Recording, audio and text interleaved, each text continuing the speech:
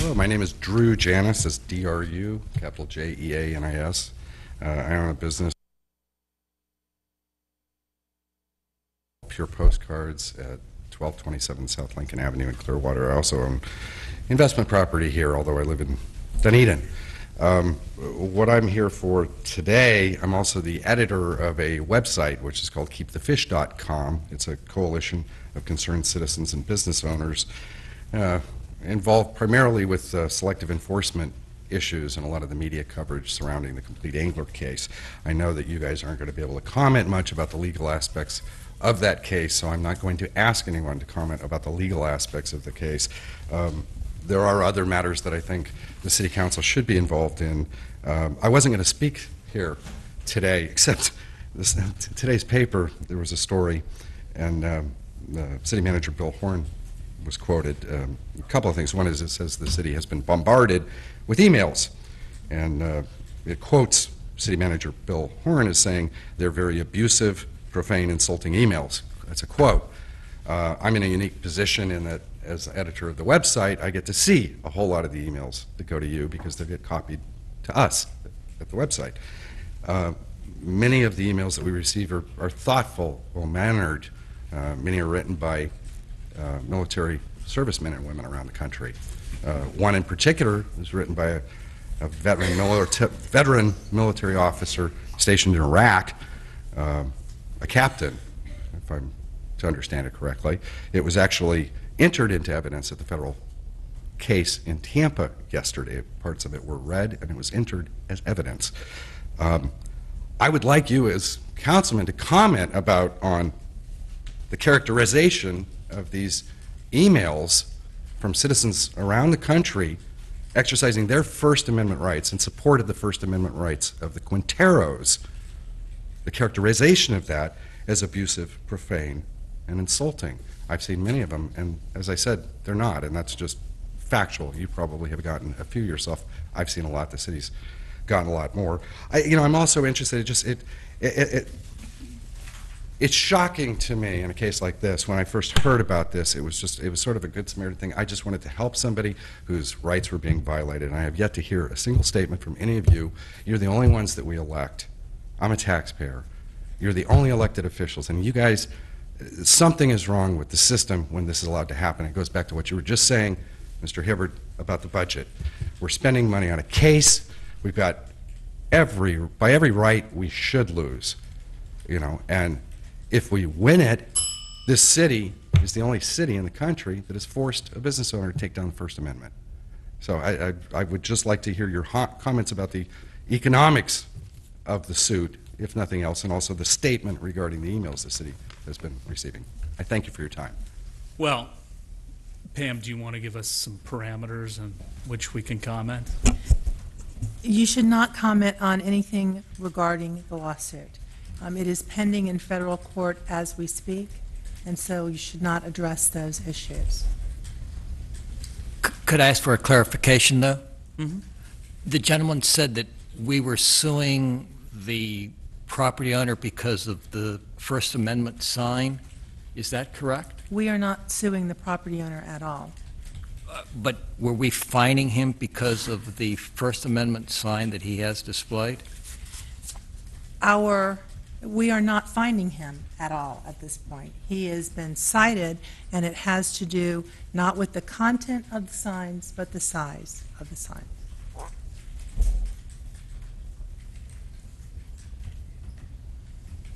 I will say that we've gotten an incredible number of emails, many of them anonymous, which generally I don't read anonymous letters. If you're not willing to put your name on it, it's not worth my time generally. But I've read most of them that are anonymous just for the heck of it.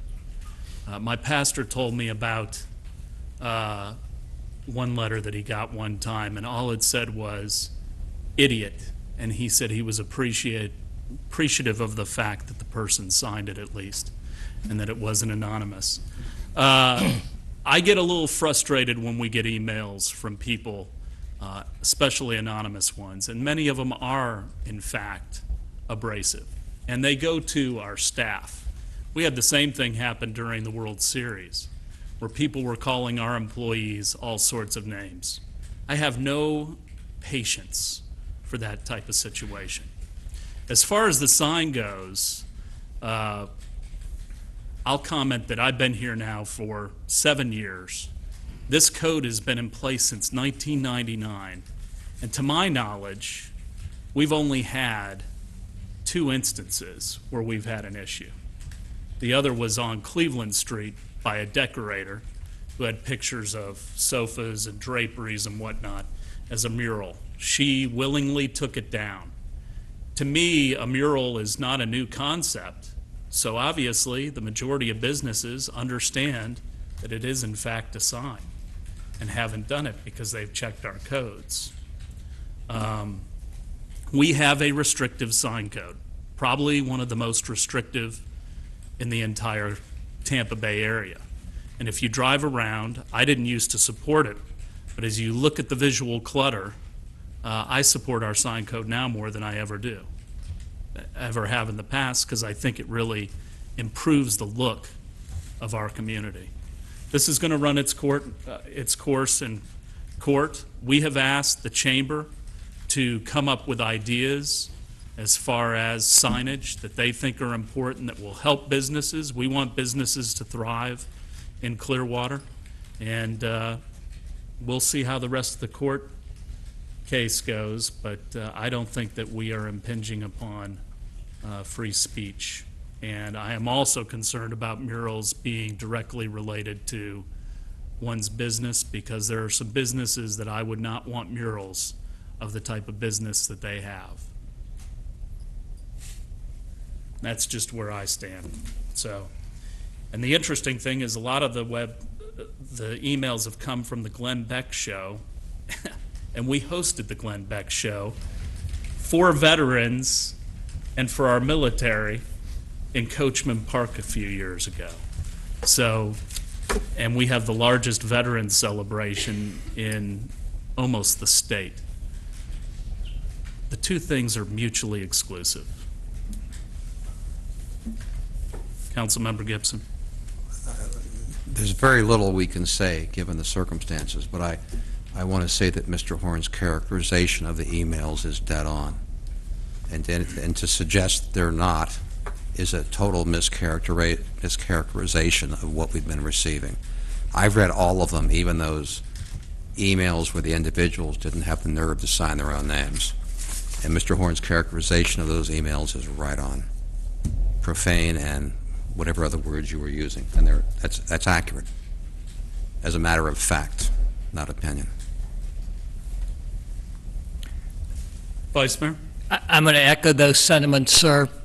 I don't know what emails you're reading, and maybe the majority of them don't use curse words, don't use words that you and I would use in our conversations, but there are those that do. There are those that have come from veterans or people who have served in our military, and I don't mind it. You know, I'm an elected official. You can call me whatever you want. You have that privilege. But you don't have the privilege to abuse our staff. You don't have the privilege to call our staff and start cursing at them and threatening them. And yes, it's not the majority, but don't suggest that it's nobody either. I'll limit my comments to Mr. Horn's comments, which I would emphasize are dead on, to quote Councilmember Gibson. There are some literate, articulate emails that are well-reasoned. It is a constitutional case, and constitutional cases are tricky, complicated, and in general, there are, in fact, two sides. That's why we have a court system. But I have read every email.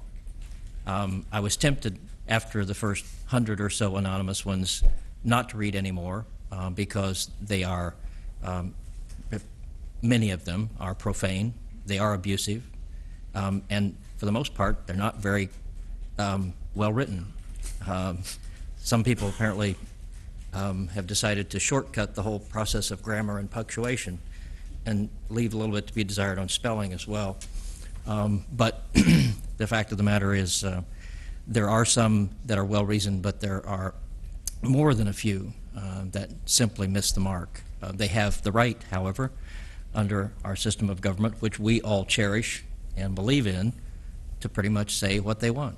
And so there it is. I think that they're public record, so anybody who really wants to know what people have said, I think they can have access to the same emails that we're getting access to, and it's an interesting thing to look at. I'm not sure you'd want to do it for a long period of time. Anyone else for